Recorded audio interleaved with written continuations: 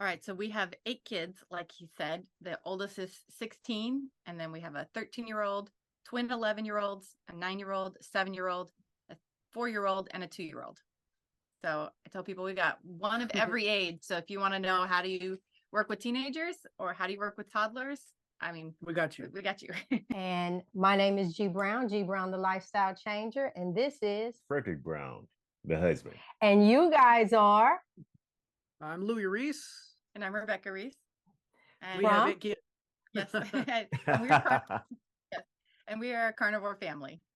Yes. And see, I hate because I wanted to put up here your name, which is Carnivore Family. So what I love the most and the reason why I reached out to you is because I have a couple of friends with kids. And normally when you're sharing this with people, they are, oh, I don't know. And they start thinking of the kids.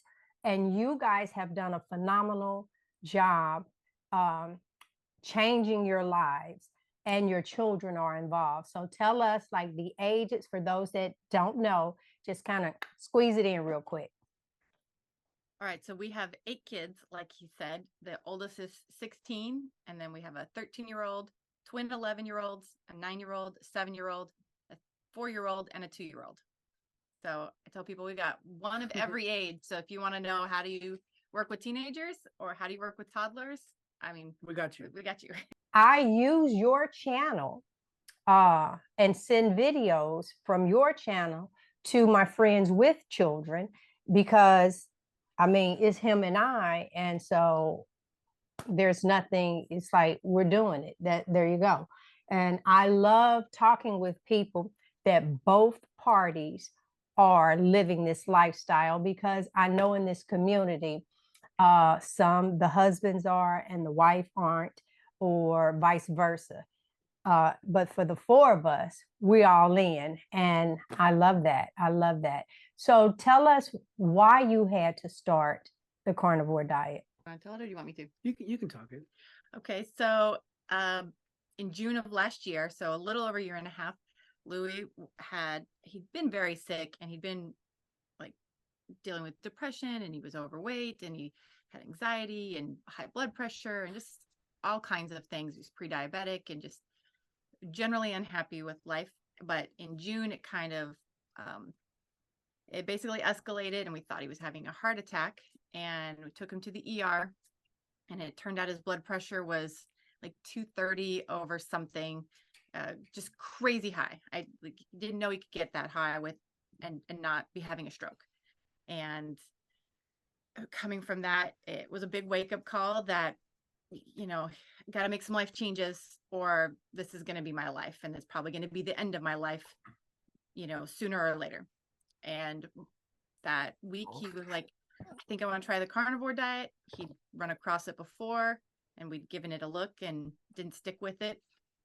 And I knew we had to do it together because I couldn't put him on a different diet and then still have all the same foods around the house. And I'm always a team player. So I was like, we'll just all do it. And the kids are going to be along for the ride and we'll figure this out together. I was a slave to food and didn't realize it. I mean, it was like I'd never been addicted to anything. I don't think I've ever idolized anything in my life. But food, I can look back now and see that I was clearly an addict. Clearly. Mm-hmm.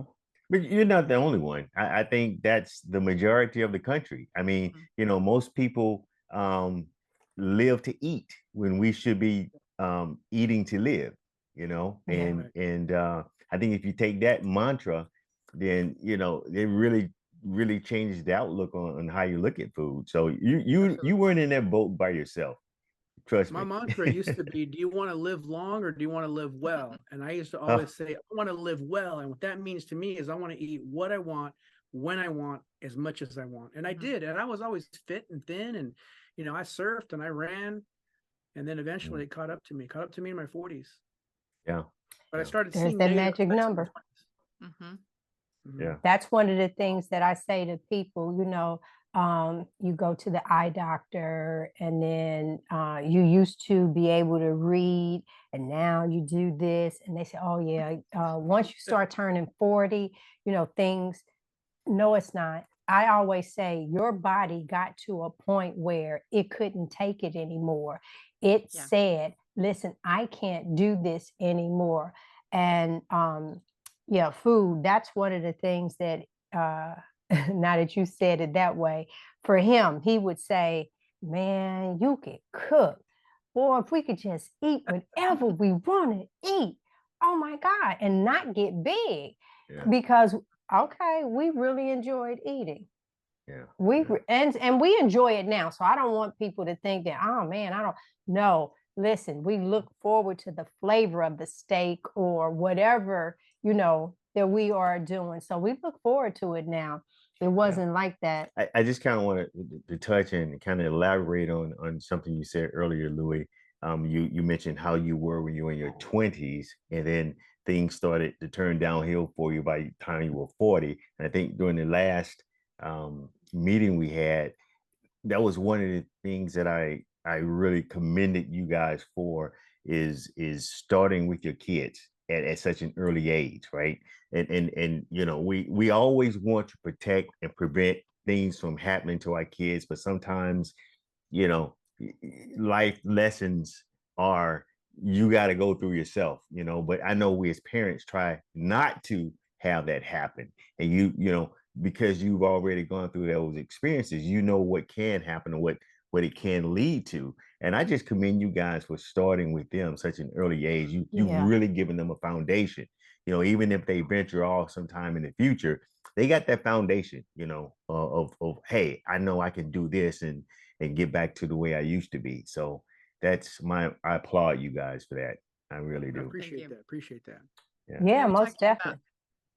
How you enjoy eating now. One of the things we say is we just don't use food for entertainment anymore. It used to be something like, oh, we're just going to eat with the movie, or we're excited to go out to eat, or you go on a trip and you think about the places you were going to go to eat. And it's now we eat for nourishment. We eat because the food is good. It makes us feel good, but it's not to entertain ourselves anymore. We recently went on vacation, and it used to be about, ooh, look at that place. Let's go see if we can go get some food over there. Oh, look at that dessert place over there. Let's go get coffee over there. And we would get all these things and stop for ice cream. We weren't hungry, mind you, but you're on vacation. It's what you do. And this time we actually went on a vacation in February. We went to South Texas and South Padre Island. And it literally was about like we were at an Airbnb. So we went to Restaurant Depot and did all of our shopping.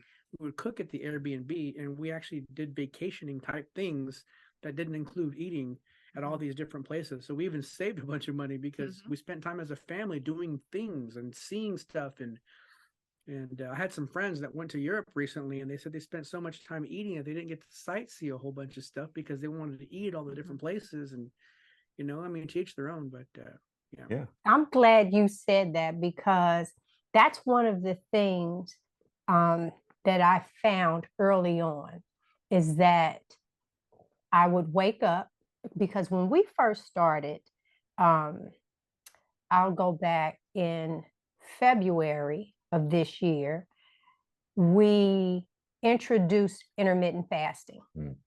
That was the first thing that we did. And so when I would get up in the morning, I'm like, well, what gonna do right now? At the very start, I was like, well, what? Because normally I would be, hey, what you want for breakfast? That type thing, making some coffee. And so I found that I had time. And then I said, okay, well, make the bed up, and I could put a load in.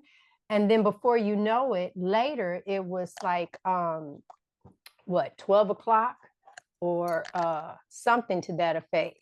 The lighting is getting here. That's bothering me. I'm sorry. Go ahead. Go ahead. And that was one of the things for me that I found that you do have more time and I said, oh my God, food really takes up a lot of your life. Just think, first you got to go to work and make the money to buy the food. Then, that better for you, baby? Yeah, okay. All right. Hey, you back. I can see you now. And then you go to the grocery store and you decide, is this going to be the big haul? And then for me, I would look in the cart and say, okay, I have this and I'm going to make, X, Y, and Z. And I have to make sure I got X, Y, and Z. And then for this, I'm going to do these things. So I would do it like that to make these meals. And then after you do that, you got to get it in the car. And if you went to Sam's or Aldi, you packing it yourself. and well, even now, Walmart, you're checking out. I'm an employee at Walmart. I work at self-checkout. And then once you get home, bringing it in. And if you did the family pack, it's just the two of us. We have to break the meat down. So then you have 3 meals. Hey, have you had anything for lunch? And sometimes you're not even hungry. But we're trained to where, okay, lunchtime. And then you don't want, I used to make lunch the big meal, so I didn't have it later on, and had a lighter dinner. Food, and just like you guys, we would go places and food. People really don't realize how much it occupies your life. But doing this, you have that, well, for us still, like the 1 meal, maybe 2 for me, clean the kitchen and you done. I don't even find myself in the kitchen like that anymore. Your other places in the house. Yeah, food does take up a lot of your time and energy. Now you're going to the grocery store, go straight to the meat. It's interesting. As you're saying that, it reminds me. So we got married almost 18 years ago. And on our honeymoon, we went to France. You know what I mean? And you go out to eat, and it's like 3 hours. From the time you sit down at the table to get your food to pay, it's a 3-hour ordeal because they take so much time to prepare. And it was delicious. Don't get me wrong. But anymore, I'm like, man, I want to go out and see stuff. I don't want to be stuck at a restaurant for 3 hours. I want to eat, get done, and get out. I remember I used to always say, first, we're doing Thanksgiving as our family, that it's amazing how it would take hours upon hours to prepare all the food. You're cooking the turkey for several hours and preparing this and that. You eat in 10 minutes and you're done. Wait, oh my God. We hosted in the past tense Thanksgiving every year. And I really didn't trust everybody else cooking. So I would do all the meats, right? And so for us, a meat was, listen, I used to fry a turkey, bake a turkey. We had baked ham. I did chitlins. So those were like those 4. And then, of course, then you had the dressing that I would do with the baked turkey, not the fried turkey. You had the dessert, the greens. We used to go and it's like at least $200 on meats. Don't forget that mac and cheese now. Oh yeah, you had the mac and cheese. We had the yams. We did the dressing, and then I did 2 types of greens because there was one that he liked. He's not a big collard green eater, and everybody else. So I would do collards and kale because that kale was really good. But anyway, sweet potato pies. Yep, you had the desserts, and we have one that likes banana pudding, one and sweet potato pies, and then the strawberry shortcake. So I would start on Monday, doing certain things, all for this one big meal, and everybody come together, and then I'm like, okay, everybody take a plate. You just really don't realize how much. And so when people talk about this being expensive, did you not hear all the stuff that I just said that's now cut out? You can still have Thanksgiving, but you just have meat. That's it. Yeah. You still, go ahead. With the expenses, I mean, you start talking about, price, per pound. When you start comparing things like some of these vegetable products, price per pound versus meat per pound, you're paying more for the vegetables than you are for the meat most of the time. And things like Oreos, good night. You know what I mean? Like, you pay a lot of money per pound when you compare the price versus meat per pound, Yeah, it is. All right, you got a question, you go back over. No. I think because you feel like you done had this conversation already, but nobody listened to it. Well, they tried. They didn't hear. After a few, they were gone. So I think the thing with me, like last time we talked about the kids, and for those of you that don't know, please visit their channel at the Carnivore family. And you got to take a look at the kids. They are adorable. And that 2-year-old, man, her favorite word is meat. I love it. Yeah. I love it. It just puts a big smile on my face. So please go check them out. But one of the things that you did, Rebecca, is you interview each of the kids individually, and I thought that was masterfully done. And you asked pertinent questions, and they gave you their responses. I know during the last time we talked, my question to you was, kids know what you want to hear, and some of them are a little more sensitive, and they try to be obedient, and then others, they'll just flat out tell you how they feel. So just from your interviews, do you feel that your kids were genuine with their responses to your questions? I think so, because we learned new things about them from it. I was definitely surprised by some of their answers, and probably the one most was our 13-year-old daughter, and asking her about changes that did notice for herself or how she feels on it.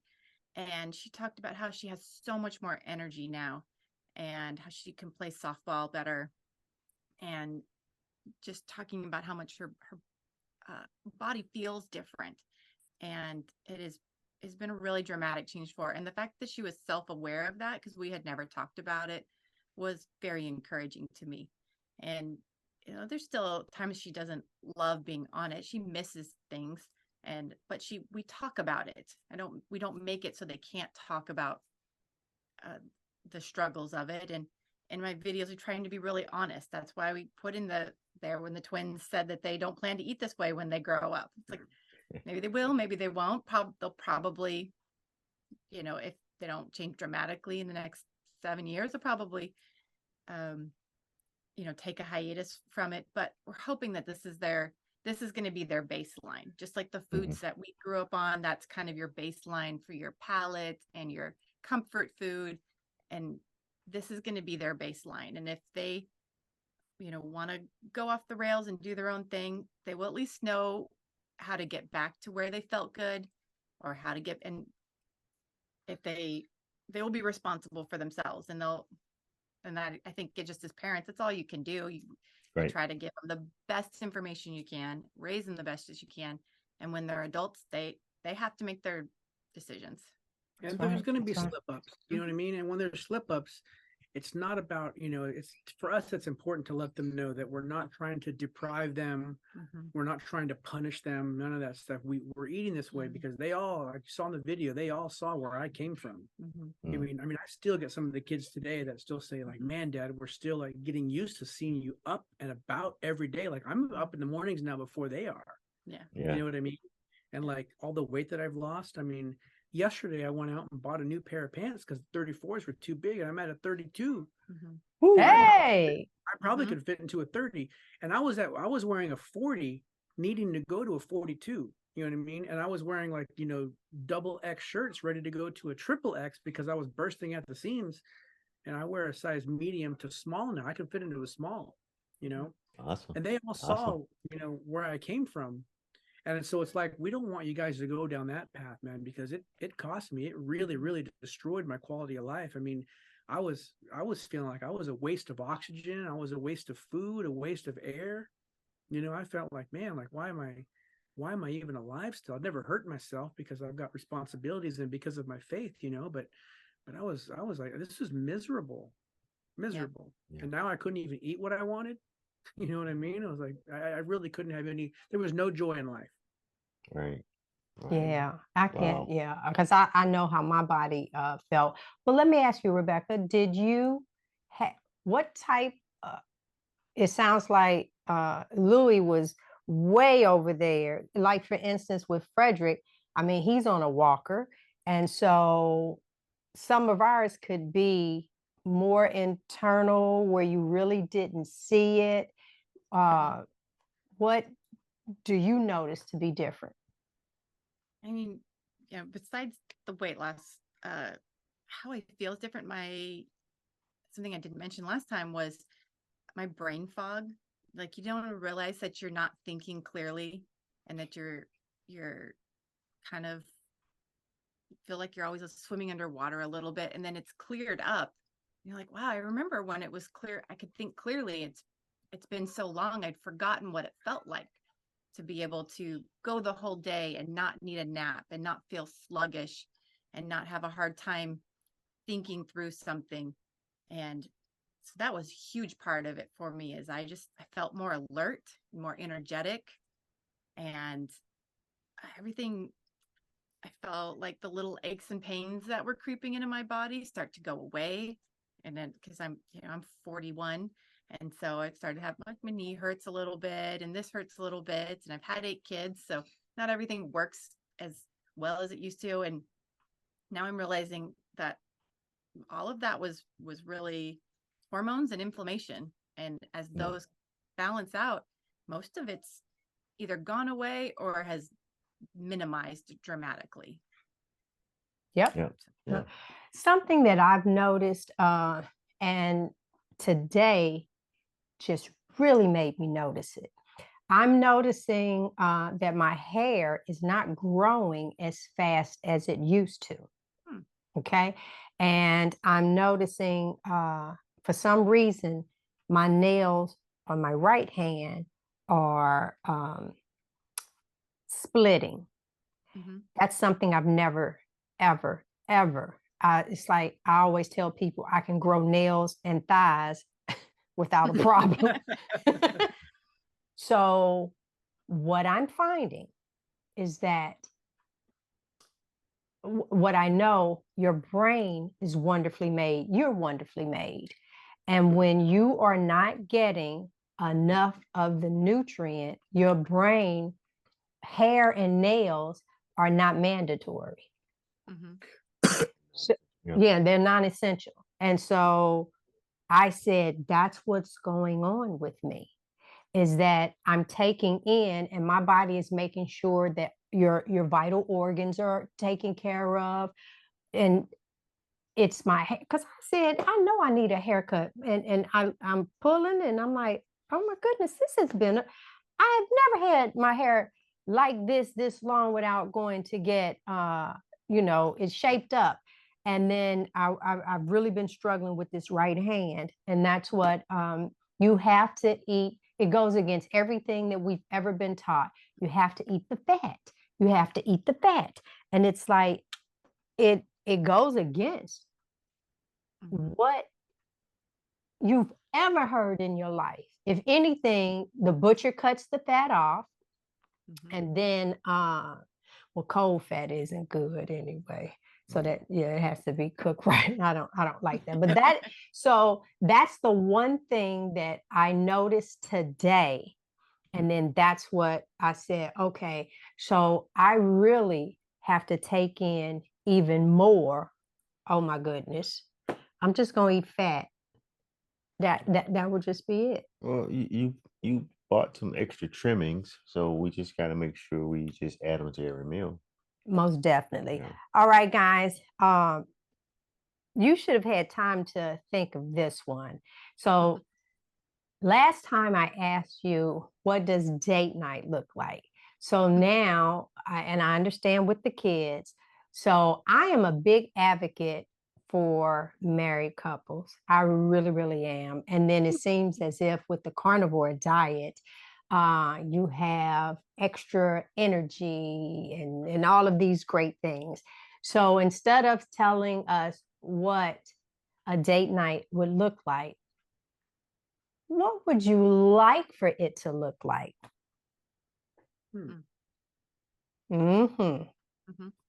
It's really interesting that you asked that, because we have some friends that don't have any kids at all, and they like to say things like, some of their friends that do have kids, they ask them, like, what was your perfect day like? And I said, I guarantee you it's not going to be with their kids. It's going to be something on just the two of them. For us, it's not like that. You know what I mean? It's like, I want to go on vacation bad, but I want to take the whole family with me. You know what I mean? Like, I want to go see things, and I want to take all the kids. You know, we don't get to do much, obviously, because there's 10 of us, and so it's pretty expensive to even drive to California to go see grandma and grandpa, kind of thing. You know what I mean? But I don't know.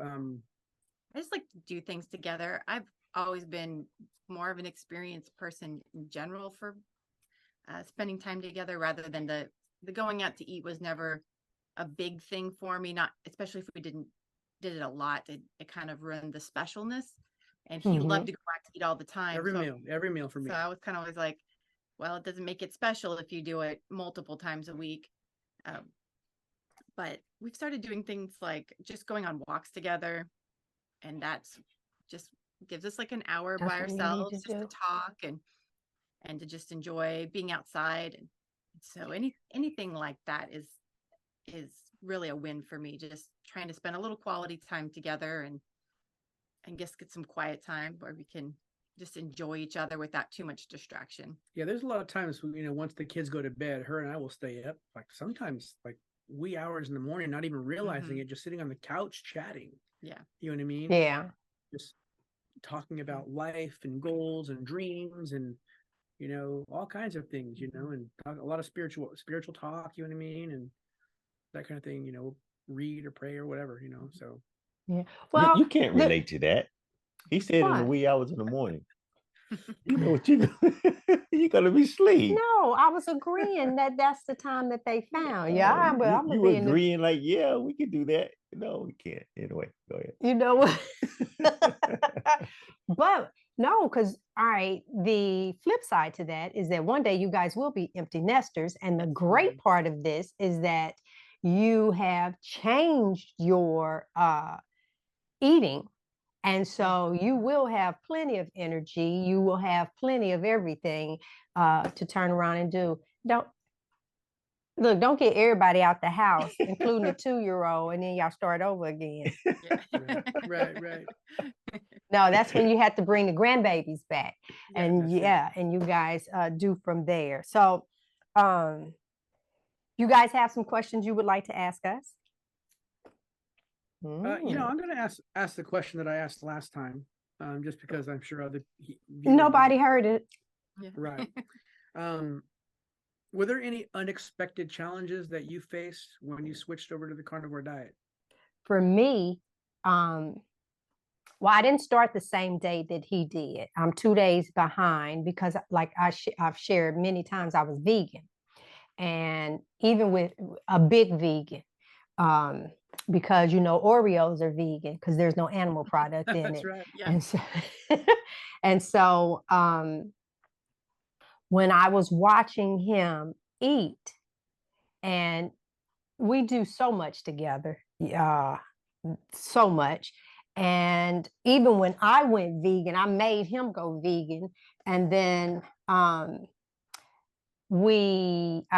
I didn't cook meat at home. So at the time, his job, he traveled. So when he left, he eat whatever he wanted to eat. And then when he came back, he was having meatless meals.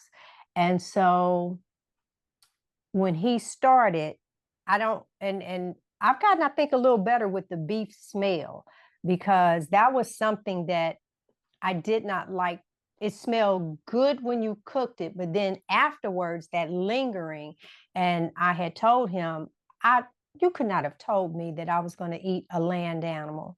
I am not kidding. I probably, fish, so yeah, but a land animal? Mm-mm. And so in the beginning, 2 days later, I said, okay, but I'm not doing beef. Had my little arms folded, letting you know I'm not doing beef. I'll do this with you, because in those 2 days, he started feeling better. And his situation is not typical, because first I told you we started the intermittent fasting. That was first. And then probably 6 weeks before we were introduced to the carnivore diet, we did an elimination on him. My husband was eating chicken Caesar salads. Let me pick up from there. Yeah. But no, okay, I'll let you do your part, Thank you. part. Okay, but still, no, the bottom line was I really didn't want to eat land animals. So I started with lamb. I started with lamb chops. I did lamb chops and bacon. Those were the two. And then eventually everything else came into play. Yeah. Now I eat it all. Yeah, as far as with me, I can't think of any major challenges, because the major challenges I had actually initiated prior to the carnivore diet. Dealing with the inflammation that I was experiencing in my ankles, the debilitation with walking or needing a cane or a walker, my mother-in-law's walker. Those were my major issues that I set out, as my wife alluded to. We started an elimination diet. So once I started that, had gotten rid of the sugars out of my body, the carbs out of my body. By the time I hit the carnivore diet, I had eliminated everything. So it was a smooth transition for me. It was one where I never looked back. So there was nothing challenging about that at all for me. It was one of those things that I welcomed with open arms, because of the positive impact that it had with me dealing with issues that I was experiencing. So from day one, I think from day one, I can say there was no challenge for me as far as carnivore is concerned. So then I would say the only challenge, no, I take it back. The only challenge I think might be with me talking about it with my loved ones, trying to get them to see, the laundry list of issues that I had that I no longer have, and that they too can hopefully when they experience that.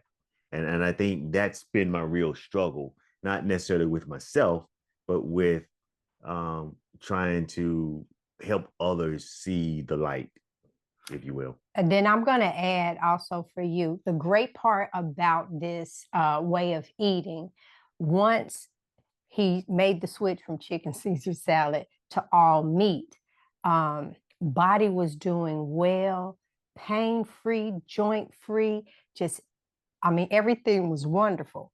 But then we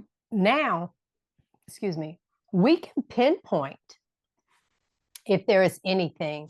So in drinking electrolytes, he can't do the one with any sweetener in it. So I'm saying that to say, now he's a lion on the diet. So he's just beef, salt, and water. He can't venture off. It seems as if something always triggers something for him. He was doing butter, and then he was feeling some kind of way. And I said, oh, you had butter. We took the butter away, and then bam, there, all is well. Yeah, but I wouldn't consider that as being a challenge. I think, I think the way I understand the question and my interpretation would be that if I stick to what I'm sticking to, are there any issues there? But yeah, if I try to venture off or try to reintroduce something back in, then yeah, you're right. You're absolutely right. Yeah, that's it. Yeah, because but that's not that's not a challenge. That's just. But some people, when they do the carnivore, they, like me, I'll do some burger, I'll do some lamb, I'll do this, I'll do a pork steak. I done figured out how to make those pork belly bites. Oh, I gave some to our grandson, and he was like, oh, Nene, this is good. I know it is. Yeah. So, yeah, I can venture off, but I will say, if I ever feel some kind of way where you a headache or just you just feel a little off, I'll lay off of everything and just eat beef. Yeah, and then I tick a little toe over. Yeah. It was interesting a second ago when you were talking about family and loved ones. It's like, I can't tell you how many people, this probably happens to you too. It's like, oh man, I'm interested. What's your cholesterol like? It's like, well, you didn't care about my cholesterol when I was eating pizza and fries and all this. All of a sudden, you care about my cholesterol. 280 pounds, nobody was worried about its cholesterol. Right. Nobody cared. So funny, but I remember telling my parents and my loved ones that were concerned for me, like, they're really concerned about what I'm eating and all the fat, and they're watching me like, eat a stick of butter every day and this and that. And I'm like, listen, if I die from a stroke or a heart attack in the next week or the next month or next couple months, it's not because of how I'm eating now, it's because of what I've done previously. It's all the years of damage I've done beforehand. It's catching up to me today. But right now, what I'm doing, it's like I look at my body, I look at how I feel, I look at all the things that have healed itself, and I'm like, there's no way this is a bad way to eat with all this positive that has happened. I mean, I'm off all medications that I was on. Yeah. Awesome. This can't be a bad way to eat. No, absolutely. No. Absolutely not. Monday, we will air my doctor's appointment. And I have really done a lot of research about cholesterol. And so, well, let's start with, and I wrote the date down. I don't know if it was 89 or 98, one of those. I think 98. The pharmaceutical company developed a cholesterol medicine. That's when the push for the total cholesterol came into play. And listen, for everything, it starts with them, and now here's another pill. So that's why they always say the total cholesterol, because yes, that number can be high. But I took my triglycerides and my HDL, but what? The ratio. The ratio, there you go. And so you take your triglyceride number and then divide it into your divided by your HDL. Right, your HDL, and you're looking for 1.5 or less when you do that. And then when we first started on Carnivore, and your job for the insurance where we had to go do our blood work, I went and pulled those numbers because I did start Carnivore, and when I did those numbers, it was like 2.3. Oh. Yes. That was before Carnivore. No, we had just started Carnivore. Okay. Yeah, because we were telling the girl about it. We had just started Carnivore. And so the moral of this story is, once we had started Carnivore and my cholesterol was going up, but it wasn't going up to me fast enough for the metabolic health aspect of it. Now we are 100 and I'm 132, you 134 now. Right. And my numbers was 1.53. So my doctor said that she wanted to do my blood work again in 4 months because she believes that, I guess miraculously, it's going to be okay. But I'm educating myself more and more and more about this. And I believe then I will probably be less than 1.5. I really, really do. Because if I did that increase, and so these numbers are actually good for you, but the pharmaceutical company is pushing, what is it, statin? Is that what they give you? Yeah, that's what they're trying. So that's about money, and not the fact that it's harming us. Here's the bottom line. We always say follow the money in everything, especially in this world today, in this capitalistic society. It's all about money. And, if you really, really think about it, in order for a company, sorry, the AC kicked in. It's nice. They have a sustainable. The AC kicked in. They have a sustainable business model. That means they gotta keep making money, right? So if they develop a cure for anything, whatever it is, once you develop a cure, we no longer need their services, right? We no longer need their products. So that's not a sustainable business model. The sustainable business model means that they gotta treat your symptoms, not the root cause, but your symptoms, to keep you coming back, to keep you in this constant loop, constant revolving money chain. And that's what it's all about. I kid you not. It's as simple as that. It's about money. So there's a reason there are no cures out there for some of these major illnesses. There's a reason why you go to the Cancer, doctor. you'll never get a cure on that one. There's a reason why you go to the doctor, and all they're concerned about is treating a symptom, not the root cause, because they're trained that way for a reason. And it's all about a sustainable business model, keeping you in and out of that doctor's door. That's what it's all about. So just think about this. A couple of years ago, there was something that happened worldwide.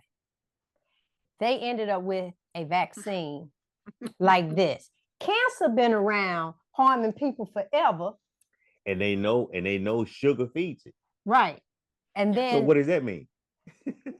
okay, and here, this I saw firsthand is that well, my mom passed away a year and a half ago. And I say all the time, if I would have known about this, my mother would still be here.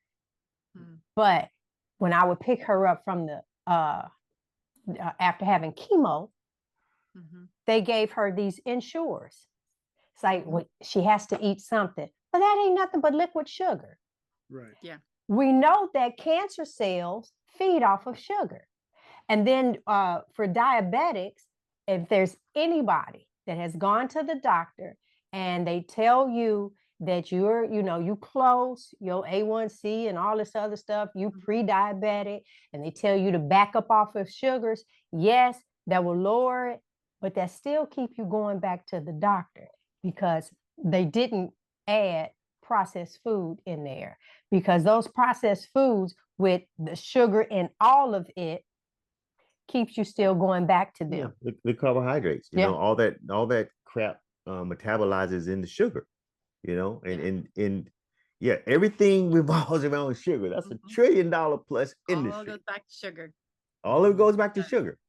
Well, and you look at some of these things like American Heart Association, and they get the products get their label of approval on it, and you start looking at them and like Cheerios, and I've seen them. You just see them on all kinds of random things. You're like, there's no nutritional value in this. I don't know where they're.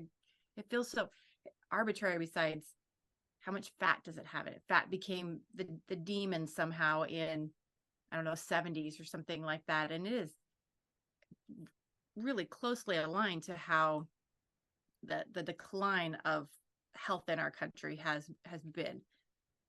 And part of that is you take all the fat out of foods, and to make it still taste good, you have to add sugar into it. And so we've decreased the fat, which is what satisfies you, which makes your hunger cues turn off, and it gives your body energy and it gives your body nutrients. And then we've added sugar in it, which gives you that short fix of energy, and then you crash, and then you need more, and then you crash. And then we've all been on this carb roller coaster most of our lives.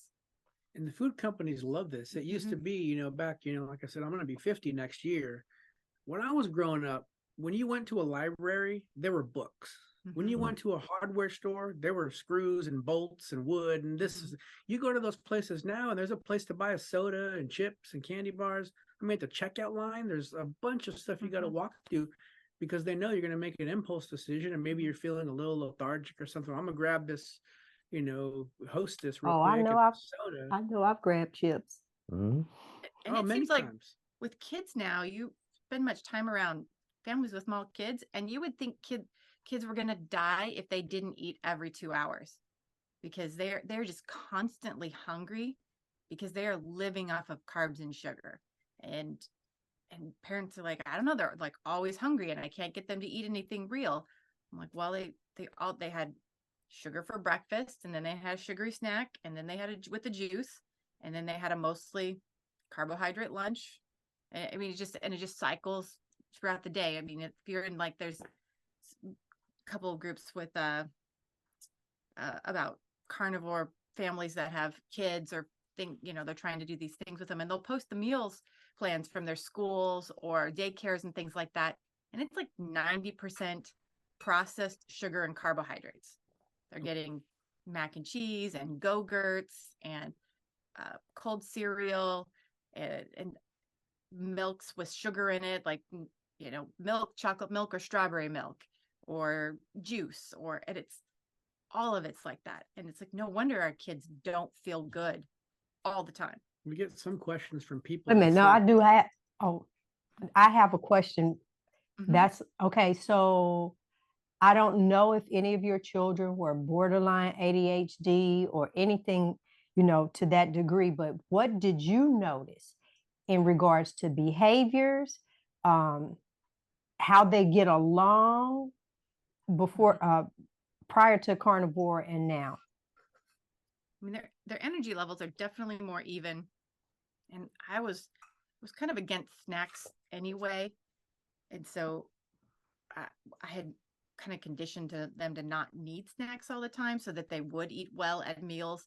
And I tried to provide most of the time whole foods, but I was always trying to figure out what they needed to eat. So we tried paleo and keto and Whole30 and just everything that came around. You're just trying to figure out how you're supposed to feed your kids, and are they supposed to have real milk or raw milk or almond milk, or maybe just drink water. It's just like, are you supposed to make your own juices, and what the kale to apple ratio needs to be in that. And it was just exhausting. But their energy level definitely more even, and the obsession with food is nearly gone. They get excited about foods, the things that they like, but we're not talking about food all day long. They're not begging for macaroni and cheese and other pizza and things like that. It used to be like that. It used to be all the time. It didn't matter what you cooked. People ask, do they complain about it? I'm like, yeah, sometimes they complain, but they complained more before, because they were always obsessing about the food. And you get pizza, and then you don't get enough of the pizza that they like. And so they're fighting over the last slice of a particular kind. And then if I bought 8 boxes of macaroni and cheese, we ate 8 boxes. And if I bought 10 boxes of the macaroni and cheese, like the terrible Kraft stuff, and they would eat 10. So it didn't matter how much I bought, we were always out of everything that they wanted. And it was just exhausting. The nice thing about how we eat now is that there's always staple items in the refrigerator. People can make requests what they want when we go to the store. And we're not that family that we sit down, okay, on Monday night it's going to be XYZ, on Tuesday it's like everybody can cook whatever they want whenever they want, and they can eat as much as they want, because it's not going to get wasted. And as long as they're not being wasteful, it's totally fine. But they eat till they're full, and they eat much less than they did before too. What I was going to say earlier is that it's interesting how many people will ask, like, how do you get your kids to eat this way? You know what I mean? Like, all my kid wants to eat is mac and cheese, or all my kid eats is tots, you know what I mean? Tater tots, you know what I mean? Or whatever. And it's so funny because, I've seen some people say, how do you get your 2-year-old to eat, the meat? And in my mind, I don't say anything, but in my mind, I'm just like, man, you're the parent. Like, you're the one that's training them how to eat. Yeah. Like, Absolutely. Be the boss of what they're going to eat. Like, Yeah. they will eat, cake all day long if that's what you gave them, or if that was the only option. Rebecca made a comment last time about Trista, about Kiana and the cookies. You talk about that? Oh yeah. So our 2-year-old, it was last, like, right before the summer, we were at an event, and there was it was kind of potluck and lots of different food around. And we always just bring a big dish or two of things that we can eat. And then I help the kids look over the table and be like, all right, you can have that and that. And then we're skip it over. And that way they know what they can eat. And there was a plate that had been abandoned that had little chunks of cheese on it and cookies and some vegetables or something like that. And the 2-year-old found the plate, and she sat there and ate every little piece of cheese. Like, she was so excited, like, found the cheese, and I'm just gonna binge on this cheese. Didn't even occur to her to put the cookie in her mouth, because it has been so long since she's had something like that she doesn't even. I'm like, I guess she didn't even recognize it as food. I don't know what she thought of it, but it was not something to eat. And so that was very gratifying. How did you guys, so you guys have been carnivore for at least a year, right? Yeah. Okay, so did you guys change everybody at the exact same time, or did you all try it and then bring them in? So how was that transition? We changed everyone at the same time. Rag did a video about how we transitioned, but we transitioned everybody at the same time. We just went slower with the kids. So we would still let them use condiments. We would still buy things like, carrots or bell peppers. All the processed foods and sugar was immediately gone. Yeah. But we slowly transitioned. You can elaborate more. Yeah. So I started off, I kind of tell people I do it in phases. So we started off bread, pasta, like, real sugar items, all of that's gone. And that left us with meat, dairy, fruits and vegetables for the most part. And trying to focus on making the meat the center of the meal. And so we let them ketchup, barbecue sauce, melt cheese on everything, whatever it took to make and we bought lots of processed meats too, not ideal things, hot dogs, Spam, whatever they would eat, salami, and we would have ground beef and steak and pork chops, good things around, and just whatever we could do to make it the center of the meal. Lots of eggs, butter. And then slowly we would just eat less and less I would just buy less fruit. And then I eventually just stopped buying fruit. And the vegetables would just it became less and less because, there's only so much carrots you can fill up on. And they still, if you watch the interview with the kids, my 4-year-old's like, I miss carrots. And I'm like, I think he only misses it because it was one of the last things we took out. And he just doesn't even remember much beyond that. But our kids always did like vegetables. They always did like, bell peppers, for instance. They love they'll eat them just by themselves, man. It's crazy. And so we just kind of took it along that path, and then just little by little refocusing and teaching them why we're doing it, and teaching them better how to make good choices and how to pick out snacks, and they've developed their own taste buds. And it probably took a good 9 months to get them from start to eating like a fully carnivore diet. And so we do limited amounts of dairy, but like on birthdays, the request can have, a meal that they want. So like on birthdays, a lot of times they're going to want tacos. So we'll do tacos. We'll make a tortilla out of, like cheese shells. We'll take cheese shells, you know what I mean? And make a tortilla. We don't do that often, you know what I mean? But on occasion like that, we'll let them do cheese and stuff like that. And they look forward to it, and they really, really enjoy it. You know what I mean?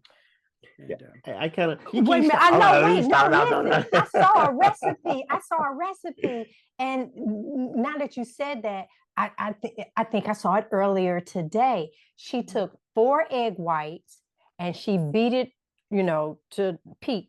And then you can add the cheese. So whether she did mozzarella cheese, but it could have been Parmesan, it could have been whatever that cheese. And then she put it on a silicone sheet. She said she doesn't know how the parchment paper works or anything.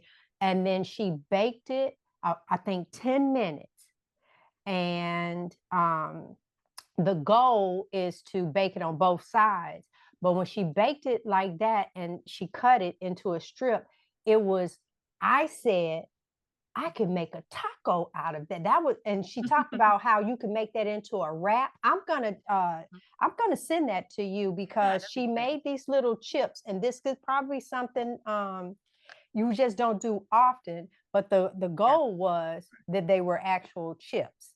Yeah. Okay, your turn. I ain't gonna say. You know what? That train done left the station now. Because you forget. No, I didn't forget because I wanted to address something Rebecca said earlier. Go ahead. Right. But when she was talking about the kids and the school and the food that they're being served, we used to have a child care center. And let's give you a little bit of background on how this thing works, right? We used to have a child care center. And in order for us to receive reimbursement for food, there are certain items we had to serve, right? Yep. None of it, now knowing what we know, none of the stuff that we were forced to serve was good for the kids, right? None of it. But we had to do it in order to be paid. There's no money in it. And you look at the school system, in order for them to get government funding, they got to feed the kids a certain nutrition off the said diet. Yeah, they got to feed them a certain nutrition. Otherwise, the school doesn't get paid. Nobody gets paid, and of course, it takes money to run anything. So it all stems and revolves around money. All of it stems and revolves so much of that money. is they incentivize the processed foods over fresh foods and made from scratch foods too. Like I've heard some of that where it's so much easier to be able to just show them a package that says this, this, and this on it. But if you, make it from scratch, then you have to basically have to prove that it has the same quality of ingredients. So it discourages any kind of whole food or fresh food mentality, because it's just easier to just have something that can be scanned in and, oh, that checks this box, this, and then and no distinguishing between a tomato and ketchup, or an apple and apple juice. And it's like, yeah, I mean, they're both full of lots of sugar, but apple juice is objectively more mainlining of sugar because it's so much more concentrated. And it's just pushing us down this road of not distinguishing real food from like things that are so processed they're not even food. Yeah, absolutely. For me, I would prefer to like bake chicken legs or something. But here's the thing: the kids aren't. Some of them are not getting that from home. So to look at that, they want a chicken nugget. They want a fish stick. So you're still wasting money because it's all over, and you see them just throwing the real food away. Yeah. All right. You guys get to ask us a question. So what kind of staple foods do you guys like on a daily basis? I mean, what are your go-tos to eat?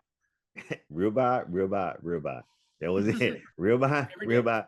Every day. That's what I eat. Do you eat any other cut of meat or just ribeye? Right now it's just ribeye. Because of how you purchase it. Yeah, normally I buy it in bulk, and I'm able, with all the fat on it, so I'm able to cut it and retain a lot of the fat. So that's really what I'm looking at right now.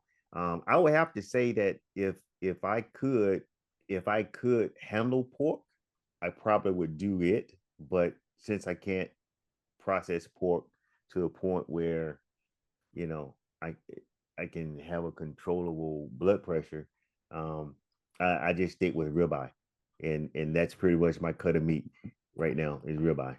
And I found it was interesting. I found that when I was a kid, my dad used to love ribeye, and I was always a T-bone person, and I never really cared for the ribeye. But you know, as soon as we started this diet or way of living, I found that ribeyes actually are rather more tasty than some of the other cuts for me. So I prefer the ribeye. Sometimes, you know, I wake up, I look at the clock, like, man, is it time to eat yet? You know, because I normally try to eat around between 1 and 2. So sometimes I'm walking around like, okay, let me go ahead and take this steak out of the freezer so it can start thawing. And, you know, I just prepare for that time for me to cook it. And that's all I eat. That's my staple food, That's ribeye. it. He'll come. He say, "You want a steak today?" I say, "Yeah, but not right now." Yeah. Because Do you use salt with your ribeye? Yes. Salt is the only condiment I use. Salt. That's it. Same here. and he does the Celtic salt. He likes that one. The Celtic salt. I still use Real salt. but mostly it's the Celtic salt now. That's my salt of choice. Me, I have the smoked salt. He could go. Now this is before carnivore.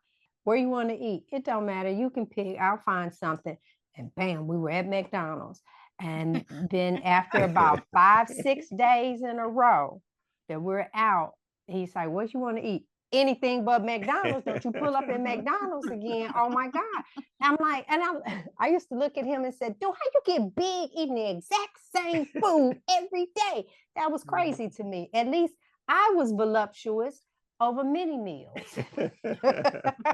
I was the same way. I remember We were the exact same way. I was the person where the way I used to eat is I'd find some restaurant and I'd eat at that restaurant every day for 6 months. Then I get sick of it and find something new. When we first moved to Nashville, you know, there was this Greek restaurant that we found. They had some awesome falafels, you know what I mean, and some hummus and some gyros, you know what I mean, or whatever. And so I'm like, "Hey, babe, do you think you can go run and go grab me this?" And she's like, after about the first week or so, she's like, "This is kind of your new spot, huh?" I'm like, "Yep." And then eventually got burned out and you find something else. And so it used to be to the point to where she's like, "You know, where would you like to go for dinner?" I'm like, "You know, I'm kind of in the mood for whatever." She's like, "Oh, well, what if we went and did something else?" So I'm like, "Okay, well, if we eat that, we got to go to this restaurant because that restaurant, they've got the one that I like." You know what I mean? So for whatever style food I wanted, there was a particular restaurant I needed to go to. And I liked variety. I wanted to try something new. And I was like, I want to go to a new place and try a dish I've never had before. 90% of the time. I like the experience of it. And he's like, I just don't want to get something I don't like. Exactly. What if I don't like the dish that comes out, he's like, I'm just going to want to order something else. And so he always would get the specific thing that he knows he likes. And yeah, I get in a bad mood. We went on our anniversary to kind of a high-end steakhouse at one point, and they had all kinds, or a French place or whatever. And I love French food, but they had a bunch of different things. And so she's like, you should try this. And I'm like, I don't really want it. There wasn't very many things on the menu. There's like 6 items on the menu, you know what I mean? And anyways, I ended up getting something, and it wasn't very good at all. And I was just in a bad mood the rest of the night, like bummed. I was like, man, I would have been happier to go to Taco. I'm not even a big Taco Bell fan, but I'm like, I would have rather got Taco Bell. You know what I mean? We're so much alike. We're so much alike, Louis. I'm the same way. She's the more adventurous one and eating this and that, and I'm looking at her like, oh my God, just give me a hamburger. No, listen. The first time we went to Aruba, we really enjoyed it, right? And we went like, I think 4 or 5 years straight. But that's not what. How about we're in Aruba eating at Hooters? We went all the way over there to eat at Hooters because, and I'm looking at all McDonald's of these. Wait, we were somewhere and you found it was a TGI Fridays or something. We're in another country, and that's what he chooses to do. Or if we went to a restaurant, he want to know, you guys have a burger? Because he felt you could be safe. It's just not much you can mess up with a burger. Right. You'd be surprised. No, he wouldn't get anything on it. He wants the burger. Plain. No condiments, the burger and the bun. And I look at the people and they're like, no ketchup, no, but I was like, man, I don't know another way to say plain. Nothing. Just bring him a burger and a bun. That's it. And that would be him. And you got big. It was the bread that got me big, the carbs. That's what, and the fries. The bread, the fries, and the drink. That was it. He would be cold fries. And I would just stuck. Fries and drink. Yeah, that was it. Well, let me ask this. Here's your moment. There are people that we have spoke with, and I'm thankful because a lot of people are right now reaching out saying, you know what, I'm going to give this a try. I'm going to give this a try. And what would you say to them that there are some hesitations? Because I don't know if you guys had, because I think, Louis, you looked over the carnivore, you didn't go with it, you looked over it. What would be that ultimate conversation with someone that to encourage them to move forward with this change? So it's difficult sometimes because, I'm never one to tell somebody what to eat, what not to eat. But the only thing is like, if you're suffering from something that you've heard me suffer from and you heard me get better from it, then I would just encourage you to give it a try. I started noticing difference after about 3 weeks into how I was eating. Now I know that results may be different from people to people, but I would suggest to give it a try. I mean, just really start seeing good benefits 30 days. But if you can really stick to your guns and try 90 days, that's when you probably really start to see big changes. Yeah. So it's not about, punishing somebody. It's not about saying the way you're eating is wrong. There are many carnivores that eat lots of things that I don't eat. You know what I mean? Because for me, I don't think that it's optimal, but it doesn't mean I get to tell you how to eat. You know what I mean? Because you still have, the truth is food and carbs are entertainment. You know what I mean? There's value in being entertained. I just can't be entertained that way because I'll go off the rail really quickly. Yeah. So give it a try. What about you? Well, I think, I will go venture into talking about kids because that's kind of where our niche, or where I think the most about it. And people, it's sometimes they have this disconnect between, well, I'm okay trying it, but is it safe for kids? And you'll see that question all the time. Is it safe to do this when I'm pregnant? Is it safe for toddlers to eat this? And I'm like, if it's not safe for adults, it's not safe for kids, and vice versa. So let's think about that and think about where we got this idea that kids can't eat real food. Like that's a very new concept. Kids used to eat just exactly what their parents ate off of their off of their plates. And you look back, and that changed since we talked about it earlier when baby food companies started existing. It didn't used to be people bought baby food. People didn't, you look in the 1920s, they didn't go get squash and steam it and make it into a paste and give it to their babies. Let me say one thing real quick. With even before we did carnivore or any of that stuff, we never used baby food for our kids. Yeah. She always. I was totally against it. I just thought it was unnecessary. It didn't make sense to me that this is, and I think sometimes people forget to look outside of our moment in time and think about what did people do before. And it doesn't necessarily mean it was better, but a lot of these things are relatively new. And if you're not happy with your life or your kids' quality of life, then let's start looking at how things have changed in a very short window of time of the world and human history. People used to feed their babies whatever their family was eating, and they drank breast milk up until that time. What is challenging about some of this stuff is like, if you're our age, you know what I mean, Gen X and a little bit lower or whatever, it's like we all went to biology class in high school and they were very adamant that saturated fats are bad for you. Like, don't, avoid those if you can, and among many other things. And so I think that's where a lot of the question about is it safe for kids comes, because we think that kids need to eat their vegetables. You know what I mean? But I don't remember who it was. It might have been Chafee or somebody that said, you put a child in a high chair and you put vegetables and you put meat, they're going to go for the meat, like 99.999% of the time. It's just what we gravitate towards. Yeah. So I tell them, start looking at what exactly is you're worried that they're missing out on. Let's start thinking about, okay, we know they need protein. That's clearly there.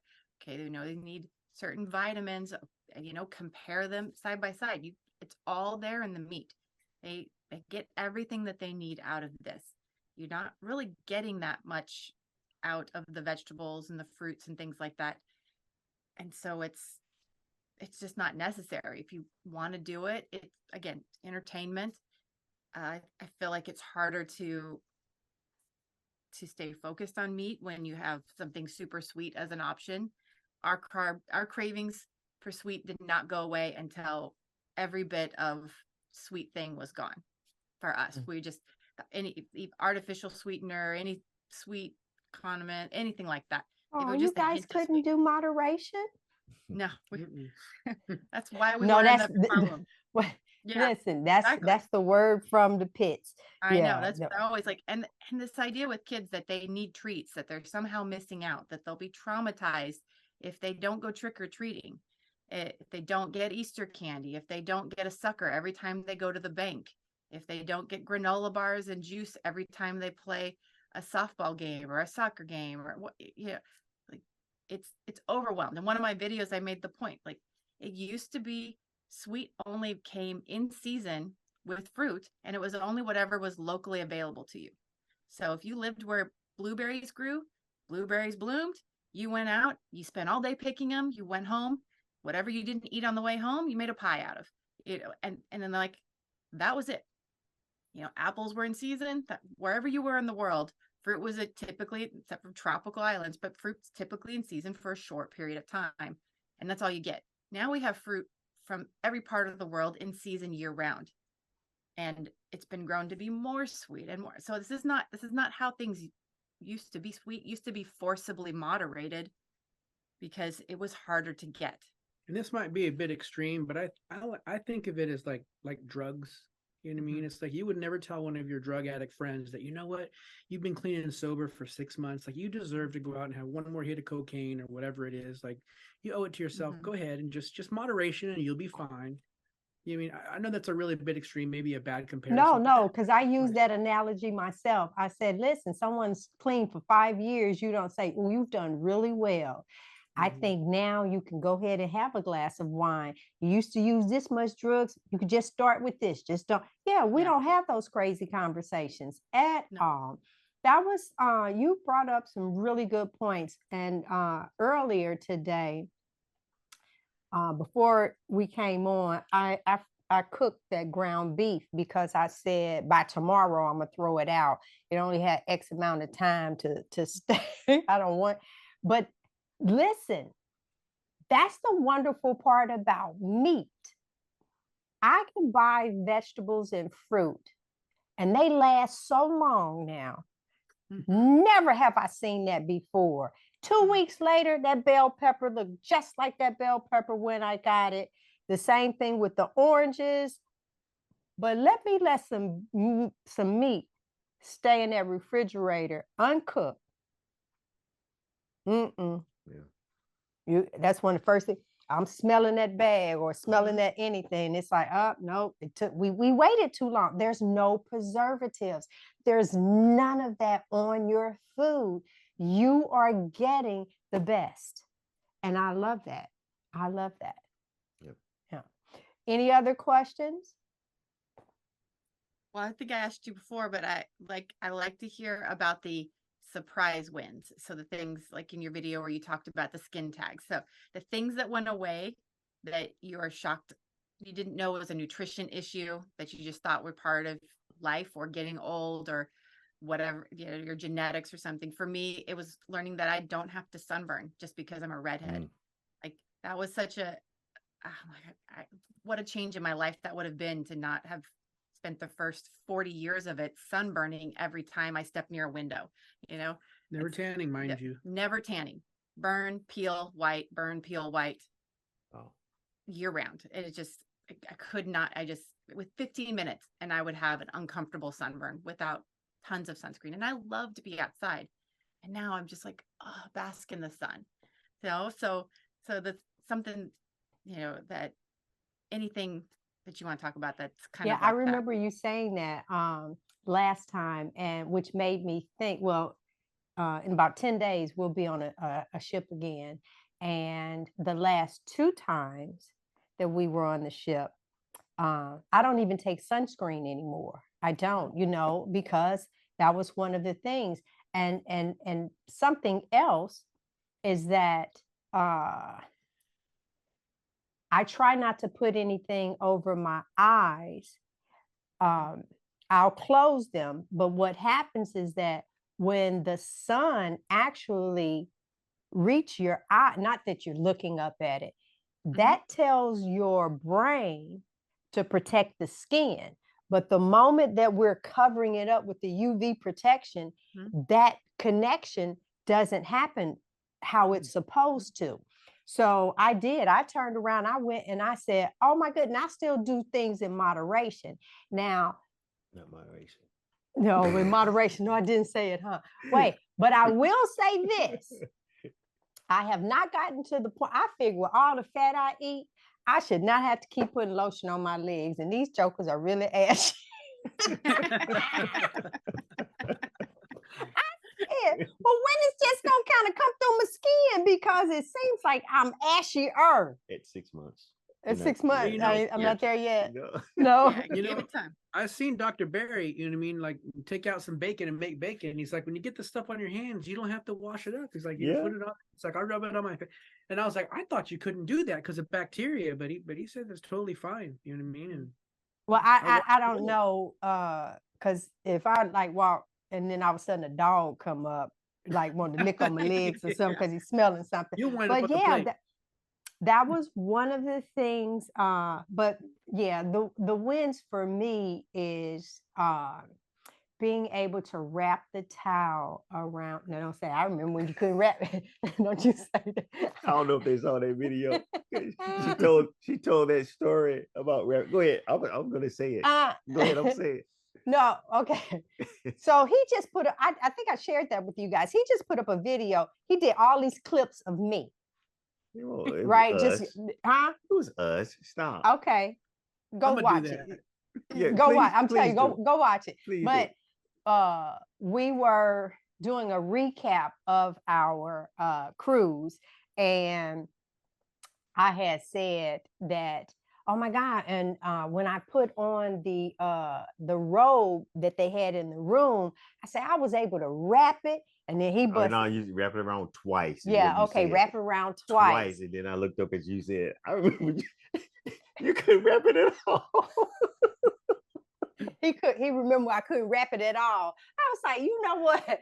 Okay, so I did it like this, so it might not have went, but yeah. So those are things that it's like some people crossing your legs, zipping up your the pants that you still have in the closet that you have yet to get back into, and when you do and you zip it up, it's yeah, like right now I had to buy some little ring guards because your hands get smaller, your feet get smaller, and it's a lot of, you have a lot of wins. And but this is the thing that I can say, and I've done this hashtag, I will never be big again. So I know one thing that gets me is that you'll see someone, you'll cheer them on, and you'll ask, like, what did you do? And you're waiting for, like, they did a shake, they took some pills, they did something, because you still want to continue to eat how you're eating. Or if someone says, yeah, I just got in the gym, diet and exercise, you can turn your ear off to, I ain't trying to diet and exercise. I'm looking for a quick fix, right?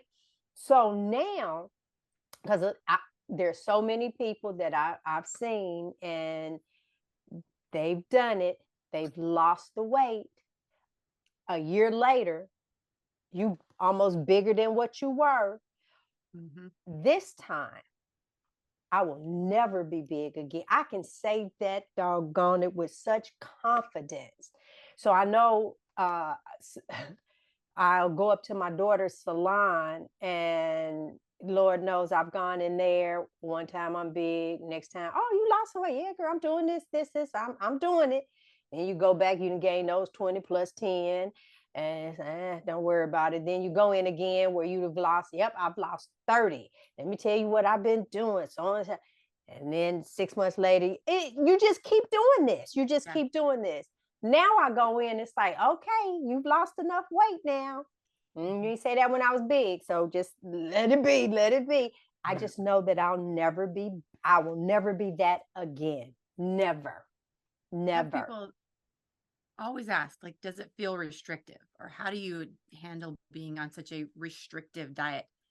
And I will say, as a woman who has thought about what I eat since I was 14 years old, and what I either trying to not eat too much, or count the calories, or eat the good things and not eat too much of the bad things, or not caring at all, but still feeling self-conscious about everything that I was eating, and being big and being embarrassed to eat unhealthy things in front of people, because then you're like, well, we all know why you're big, and that constantly in my mind, and not trying not to think about the cookies and not to think about the donuts, because I loved baked goods, and all day long I'm either thinking about what I'm going to eat next, or trying not to think about food all day long.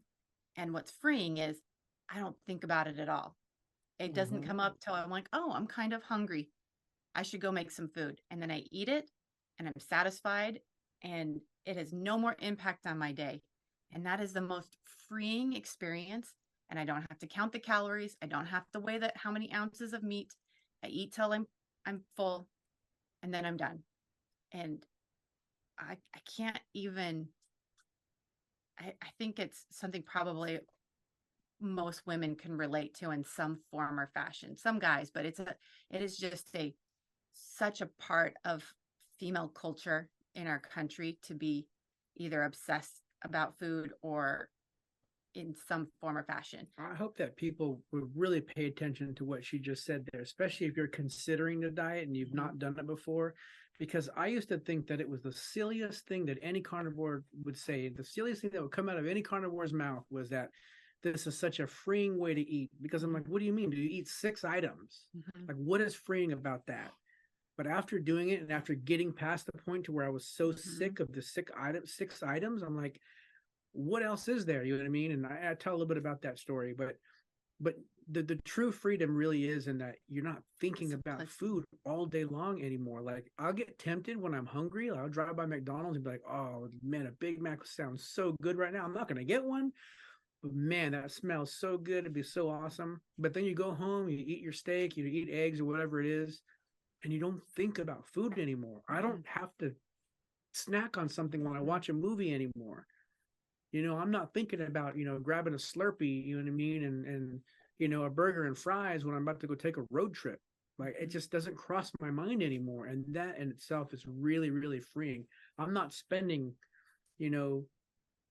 tens of dollars, you know what I mean? Hundreds of dollars a week or whatever it is on eating out every meal, because I know what I'm going to eat at home, and I look forward to it. And every time I come home and I smell it, it smells like that's what I want. Nothing in this world sounds as good as that steak right now.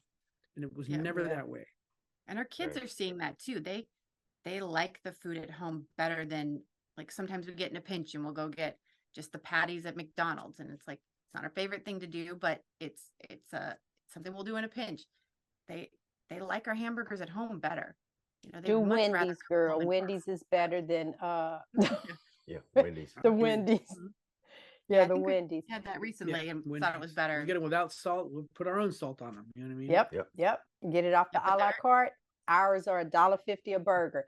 Ironically, you said that. I was sitting here thinking, I remember times where I could be preparing one meal, talking about what I'm going to cook for the next one. I know that has happened to you. Oh my God. Yeah. And then I would look and say, now if that ain't a fat person move, because I'm talking about me, no one else, just me. And I'm like, I haven't even put this meal in my mouth. And I'm talking about the next meal that I'm cooking. Or you're going on vacation. Ooh, when we go there, I'm gonna tell you right now, we're going by here, we're going by here, we just start naming things. And there's such freedom now in what it is that I do. It's like the best. Yeah. And I that know. Was me. So I'm from San Diego, California, right on the beach, 6 blocks from the beach where I grew up. Anytime I go back, or anytime I would go back, I would always tell my friends, oh man, I'm going back home and I'm going to eat my way through San Diego. Like, I'm going there to eat burritos. Matter of fact, there was one time I made a joke to one of my friends. I said, man, I need to get back out to San Diego, man, so I can go hang out, man, and grab some burritos. And my buddy's like, I'm gonna put a GoFundMe together for you. Anyways, he did. And like a bunch of my friends chipped in, and they brought me out for a couple weeks, and I literally ate my way through San Diego, ate all of my favorite places and some of the new ones that have come up, man. Crazy. I used to do that going back to the Midwest, because nobody makes Chinese food better than St. Louis. I'm sorry. Right there in my our barbecue, our everything, my White Castles. I needed that double cheeseburger, and then they turned around and made it into the jalapeno. I'm telling you, just had all of these little bitty. I wanted my Emo's pizza, and then if I talk with one like Tammy, and she would say, "Did you hit all the spots, girl?" Yes, I hit all the spots. That's just crazy how we would do. Yeah, and I think the win for me, the major thing is like you guys said, just being able to eat to satiety, and not only being able to eat until you're fully satiated, but then being able to get into clothes that you couldn't get into before.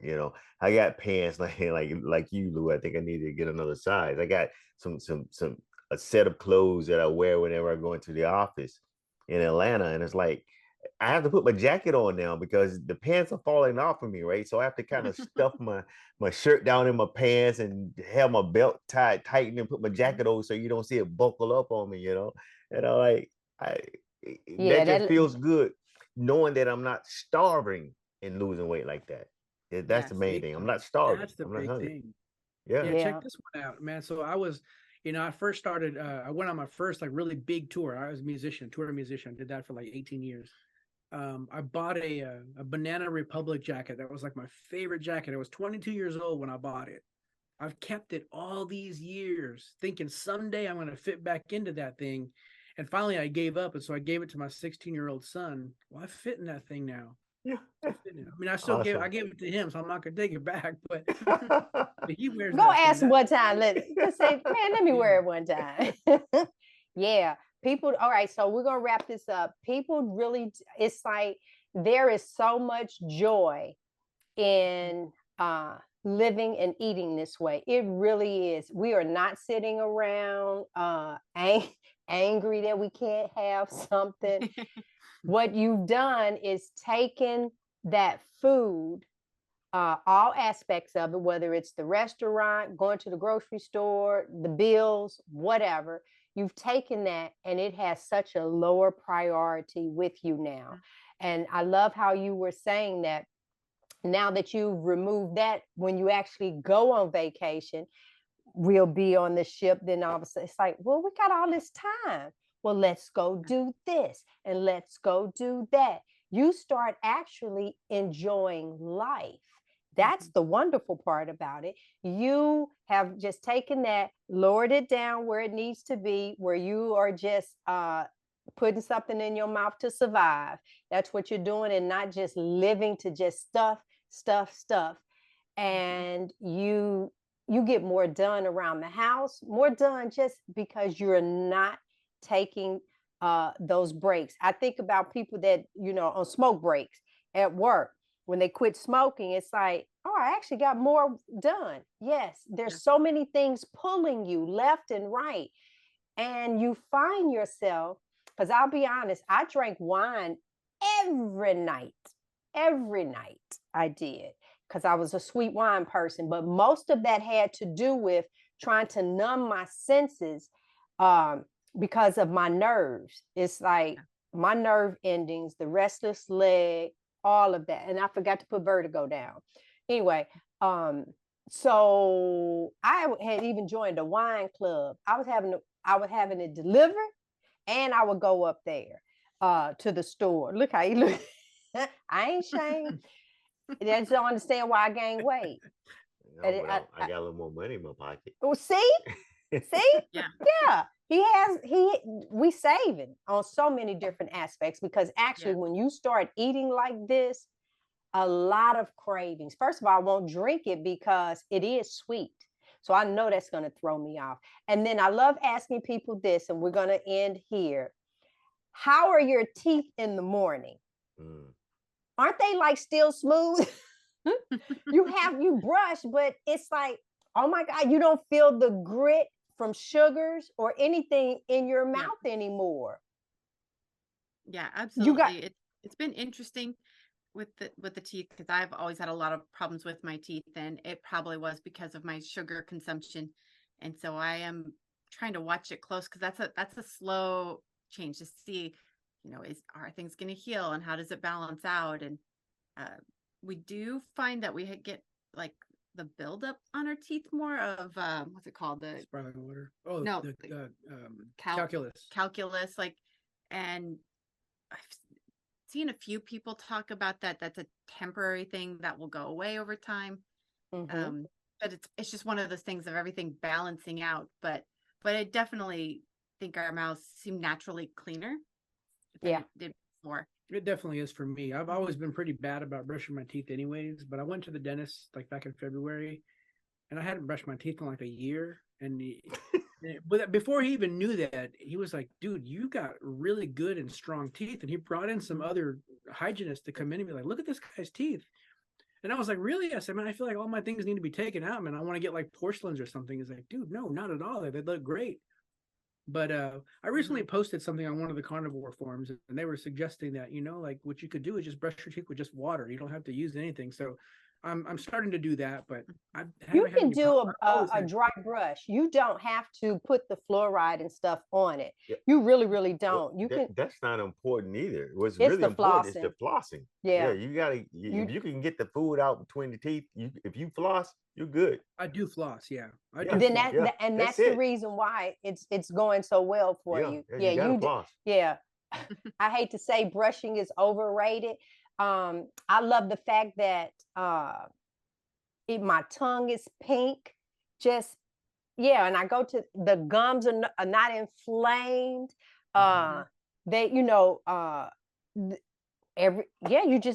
Everything is good. It really is. I mean, deodorant, I don't even use deodorant anymore. Like, it just was a natural progression. And I used to always need deodorant, but I don't know if I just smell myself or don't smell myself or what it is. But no, it doesn't smell as much, for sure. Sure. Yeah. Yeah, this one right here, you put deodorant on like every fourth day or something like that. Okay, I have not progressed to that stage yet. If I don't, yes, it's gonna like the wild animals running around somewhere, and it's no, no. So Right. yeah, I'll wait for the 2-year mark.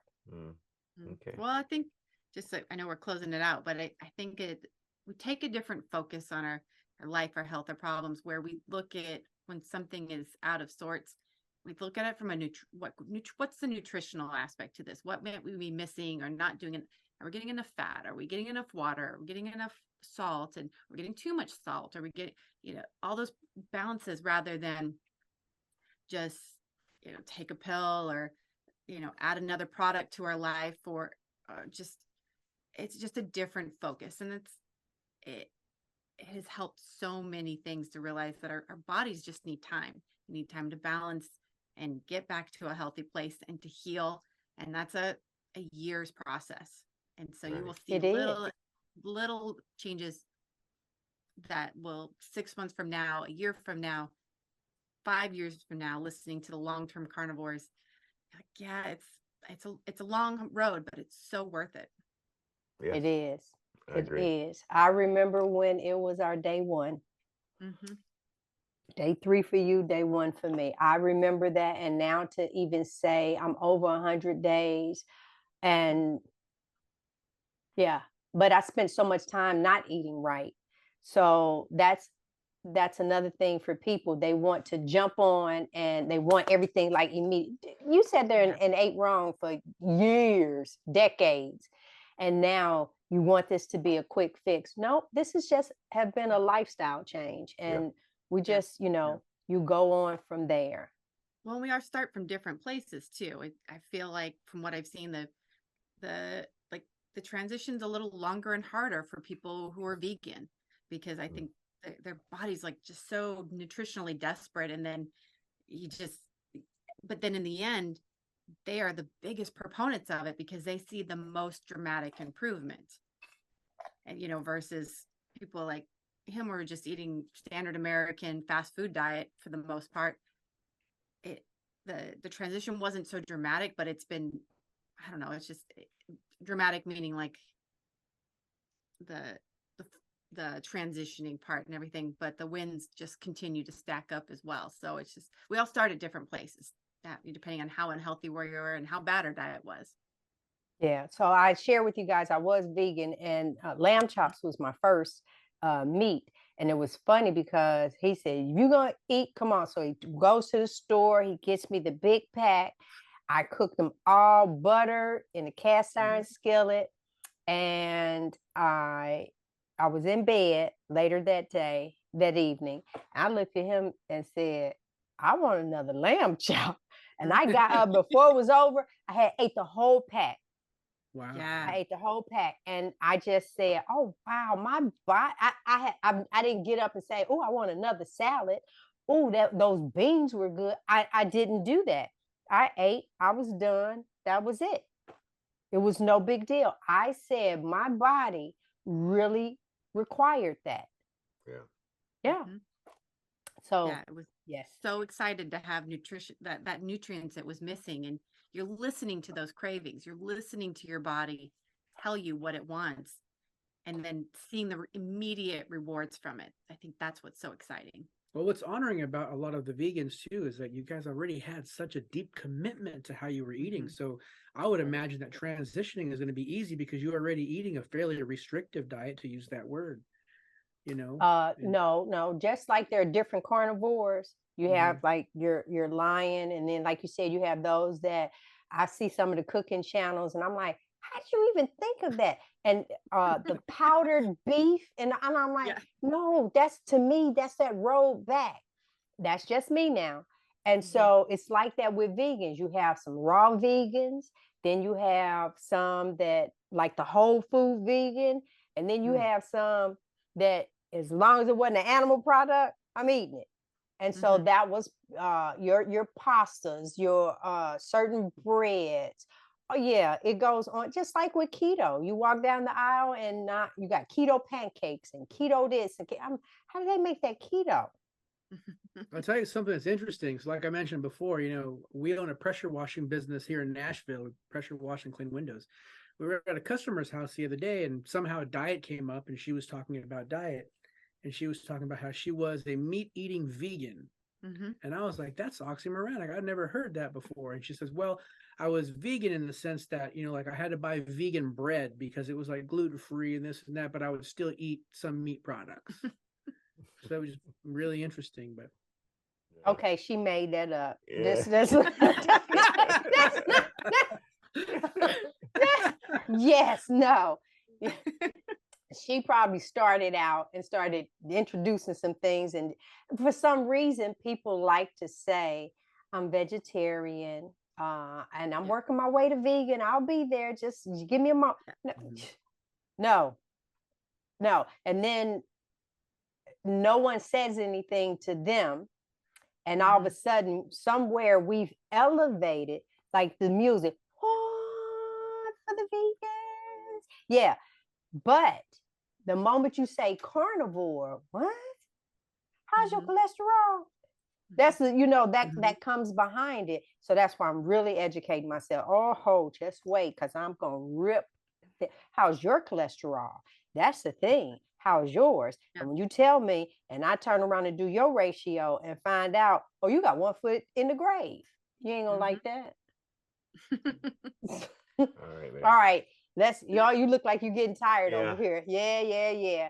Guys, thank you so much. Absolutely. Appreciate you. For coming back to be with us again. Yes. And if there's listen, follow them. Now, by the time I put this up, all of your information is going to be around it. So don't worry. If you have children, you're married, the Carnivore family is the place to be. Absolutely. She will answer questions. You're trying to implement the videos are already up. Implement to bring your entire family in. This is the family you need to speak with because they will be able to, to break that down. I think that's remarkable. That's the thing that drew me to you. Yep. I'm like, oh my goodness. So keep putting that good content out. Keep showing people, sharing with people how this needs to be and that you can do it as a family. Yep. So, you guys are doing a phenomenal job. So we appreciate. I know Rebecca's got one last thing to say. When all else fails, go ahead. what should they do? Oh yeah, go eat a steak. Go eat a steak. Go eat a steak. Yes. Absolutely. Now you had to say what the baby said. What the baby say? Meat. Yeah. Yes. Thank you guys. Thank you all Thank so you. much. Appreciate